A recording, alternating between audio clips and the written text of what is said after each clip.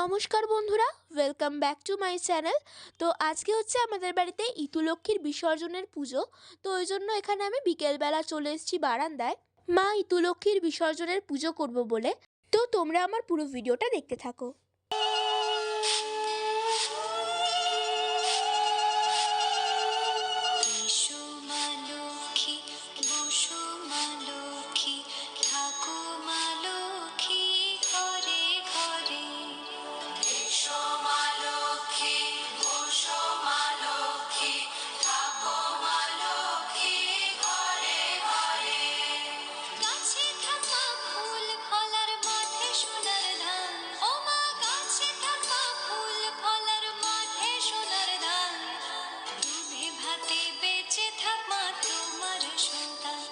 আজকে যেহেতু ইতুলক্ষ্মীর বিসর্জনের পুজো, তাই ওই জন্য আবার পুনরায় ইতুলক্ষ্মীর যে ঘট সেটাকে স্থাপন করতে হবে।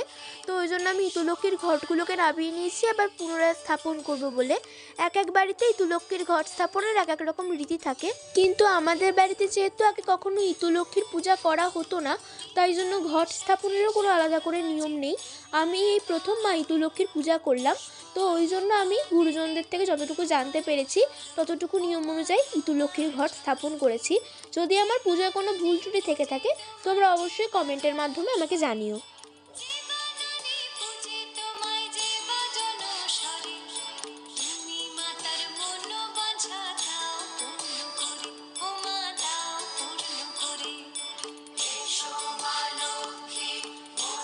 এবার একটি পিতলের ঘটের মধ্যে কাঁচা দুধ ও গঙ্গা জল মিশিয়ে রাখলাম। ইতুলক্ষ্মীর পুজোর শেষে গাছে এবং ঘটে এই জলটা নিবেদন করতে হবে। তো এই ইতুলক্ষ্মীর বিসর্জনের নৈবেদ্যেরও কিন্তু অনেক নিয়ম রয়েছে, যেরকম মুড়ির মোয়া, গুড়ের সন্দেশ, দধিকর্মা এবং শীতকালীন 5 রকমের ফল, এইগুলো দিয়ে ইতুলক্ষ্মীর নৈবেদ্য সাজাতে হয়।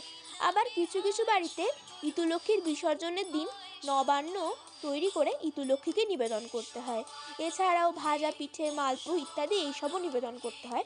তবে আজকে আমি যতটুকু জোগাড় করতে পেরেছি ততটুকুই নিবেদন করেছি।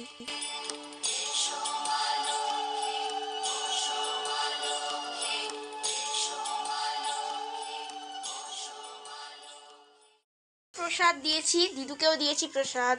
বলবে দিদি কত খায় বাবা। তো এখানে পাপা কি সব বলছে? পাপা বলছে না তুই তো পাঠা দিদি বাবা করে সব সময়। দিদা আমি নিজের হাতে ফলগুলো কেটেছি, সাজিয়ে দিয়েছি। কেমন হয়েছে বলো? এরা 3 টুকরো করেছে। ভালো হয়েছে। ঠিক আছে। তুই পুজো করি বলে তোকে একটু ফল খেতে পাই বল মামা। কেন গো মা, আমি তোমায় খেতে দিই না নাকি? দেখ যতই তুই খাওয়াস তাহলে ঠাকুরের প্রসাদের মতো কি আর স্বাদ হয়? কি গো দিদু, সন্ধ্যাবেলা তোমার একটু স্যান্ডউইচ করে দেবো, খাবে? প্লিজ করে আর কি বলবো, আমার খেতে ইচ্ছা নেই, তুই বলছিস বলে খাবো। সো এখানে এবার আমি চলে এসেছি সন্ধ্যাবেলা টিফিন করতে। আজকে মামাম করেছিল হচ্ছে কফি আর বিস্কিট দিয়ে কফিটা খেয়ে নিলাম। তো আজকে আমি দিদুকে বলেছিলাম যে দিদু আজকে যা খাবে আমি নিজের হাতে বানিয়ে দেবো, কারণ রোজ তো দিদু মামামের হাতের খাবার খায়। তো আজকে আমার এই জন্য ইচ্ছা হয়েছে আজকে দিদু যা খাবে আমি নিজের হাতে তৈরি করে দেবো। ওই জন্য ফার্স্টেই আজকে আমি দিদুর জন্য এখানে বানাচ্ছি স্যান্ডউইচ। তার জন্য এখানে ব্রেডে বাটার লাগিয়ে নিয়েছি, এরপরে 3টে পটাটো স্লাইস দিয়ে তার উপরে আমি ছড়িয়ে দিচ্ছি সল্ট আর ব্ল্যাক পেপার পাউডার। তো এরপরে আমি এখানে 2টো ডিম নিয়েছিলাম সিদ্ধ করা, তো তার মধ্যে থেকে একটা ডিমকে ভালো করে স্লাইস করে কেটে নিয়েছি। আর তারপরে তার উপর দিয়ে আমি দিয়ে দিয়েছি হচ্ছে কেটে রাখা পেঁয়াজ। তারপরে আর একটা বাটার লাগানো ব্রেড আমি স্যান্ডউইচের ওপরে দিয়ে দিচ্ছি। সো এবার আমার স্যান্ডউইচ পুরোপুরি রেডি। এবার এটা একটা ডিশের মধ্যে রেখে তার সঙ্গে একটা বয়েলড এগ দিয়ে আমি দিদুকে দিয়ে দেবো। দিদু স্যান্ডউইচটা কেমন হয়েছে তুমি খেয়ে বলো। আরে দাঁড়া আগে খাই তারপরে বলছি। খেয়ে এবার বলো। খুব ভালো হয়েছে। তো এরপর এখানে আমরা বেলুড় মঠের লাইভ আরতি দেখছিলাম টিভিতে। তো এখানে শ্রী শ্রী মা শারদা এবং শ্রী শ্রী ঠাকুর রামকৃষ্ণদেবের আরতি হচ্ছিল। তো আমি আর দিদু সেটাই দেখছিলাম। তো টিভি দেখতে দেখতে রাত্রি হয়ে গেল, তো তারপর আবার ডিনার করার টাইম হয়ে গেল। তো আজকে এখানে মাম বানিয়েছে হচ্ছে চিকেন বিরিয়ানি। তো যেহেতু ইতু বিসর্জন হয়ে গেছে তাই আর আমিষ নিরামিষের কোনো ব্যাপার নেই, এবার আমিষ নিরামিষ যার যেটা ইচ্ছে সে সেটাই খেতে পারবে। কিন্তু দিদু আবার বিরিয়ানি খায় না, সেটা মাটন বিরিয়ানি হোক বা চিকেন বিরিয়ানি হোক, দিদুর গন্ধটাই একদম ভালো লাগে না। তো ওই জন্য মাম্মাম দিদুকে পরোটা আর মাংস করে দিয়েছিল। তারপরে এখানে আমি বিরিয়ানি দিয়ে সেদিনের রাত্রির ডিনারটা করে ফেললাম। তো এরপর দিদু রাত্রিতে মামামকে বললো যে দিদুর রোল খেতে ইচ্ছা করছে। তো ওই জন্য আমার মাথায় এলো যে আজকে তো আমি দিদুকে বলেছিলাম দিদু যা খাবে আমি সেটাই নিজের হাতে বানিয়ে দেবো, কিন্তু পরোটা তো মামাম বানিয়েছে, ওটা তো আমার নিজের হাতে বানানো নয়। তো ওই জন্য আমি সঙ্গে সঙ্গে মামামকে আর দিদুকে গিয়ে বললাম যে আজকে আমি রোল বানাবো। তো ওই জন্য এখানে দেখতে পাচ্ছ মা আমাকে সমস্ত জিনিসপত্রগুলো আনিয়ে দিল রোল বানাতে যা যা লাগবে।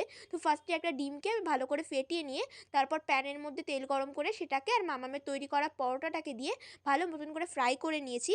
এরপর ওটাকে একটা প্লেটের মধ্যে দিয়ে আমি তার মধ্যে টমেটো কেচাপ, শসা কুচি, পেঁয়াজ কুচি, টমেটো কুচি আর কাঁচা লঙ্কা কুচি উপর থেকে চিকেন ছড়িয়ে নুন আর গোলমরিচ গুঁড়ো দিয়ে ওটাকে ভালো করে পেপার দিয়ে রোল করে নিলাম। তো তারপর সেই রোলটাকে প্লেটের মধ্যে তুলে দিদুর ফেভারিট কালাকাঁদ সন্দেশ এবং তার সঙ্গে খাওয়ার জন্য একটা পরোটা দিয়ে আর স্যালাড দিয়ে দিদুকে সার্ভ করলাম। তো দিদু তোমার রোলটা কেমন লাগলো তুমি একবার বলো। হ্যাঁ রে বাবু, রোলটা খুব ভালো হয়েছে, আমার খুব ভালো লেগেছে। তো দিদুর খাওয়া দেখেই আমার আজকে ভিডিওটা শেষ করছি, আবার দেখা হবে পরের ভিডিওতে, টাটা।